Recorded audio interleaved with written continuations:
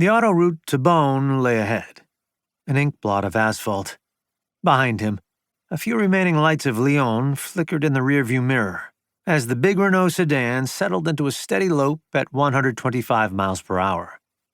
He would be in Paris before dawn. He was a driver. At 82 years, he still handled an automobile with the same authority and resolve that had carried him to 3 victories at Le Mans. 24 hours, around the clock. Those races were his specialties.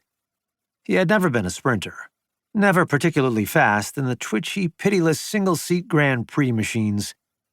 But give him a full-fendered Alfa Romeo or Ferrari sports car, and he could run like a marathoner, hour after hour, kilometer banked on kilometer, crushing the opposition with his sheer grit and the reserves of muscle coiled in his compact bricklayer's body.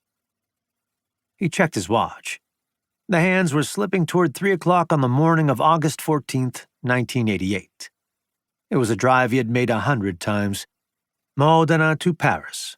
Now a headlong rush along the table-smooth Italian autostradas and the French autoroutes. For 40 years, the mission had been the same. The central theme had been the cars. Those low-slung beasts that had caused him so much joy and grief. Up and down the autoroutes, crossing and recrossing the spine of the Alps like some crazed tourist, back and forth over the bleak expanse of the Atlantic, always with one singular purpose: the glorification and enrichment of the most supremely outrageous, overpowered, and oversexed automobiles of the modern era. The crimson bolides of Modena and Maranello. The magic machines of Enzo Ferrari. Ferrari. There had been times, often lasting months, even years, when he wished he had never heard the name. But too much time had passed for that. 70 years, he mused. He had known this incredible man since 1918, when both had been young veterans poking around the post-war automobile business in Milan and Turin. Ferrari had made Luigi Chinetti a rich man, while making himself richer. Ferrari had made him important and respected, while elevating himself to world fame and becoming a demigod to the posers and nouveaux who seemed prepared to sell their firstborn into slavery in order to obtain one of his automobiles. It had all been an insane aerobatic display of emotion and ego warfare. And now he was tired of it all. They had dueled too long, and if a winner had to be declared, it would have to be Ferrari. But did he not always win? Did he not always prevail, sometimes coming off the mat after repeated bloody knockdowns to land a knockout punch?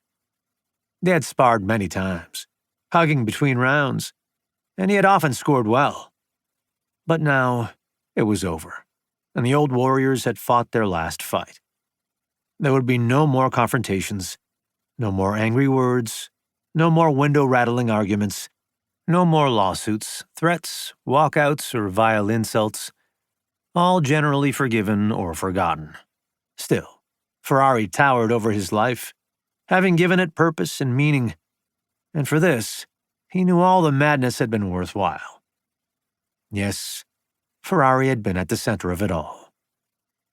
Both men were hard, unyielding classic Italians, easily tempted to let a relationship flare into wild boasts, vicious insults, and bare-faced fabrications.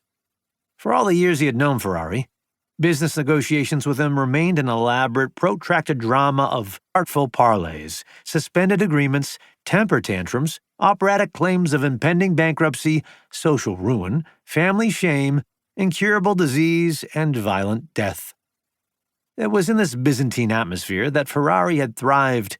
A man like Chinetti had either learned to survive or been summarily defeated. At the core of any dealings with him had been the money, preferably Swiss francs or American dollars. Winning automobile races had been his obsession, but only if the money was right.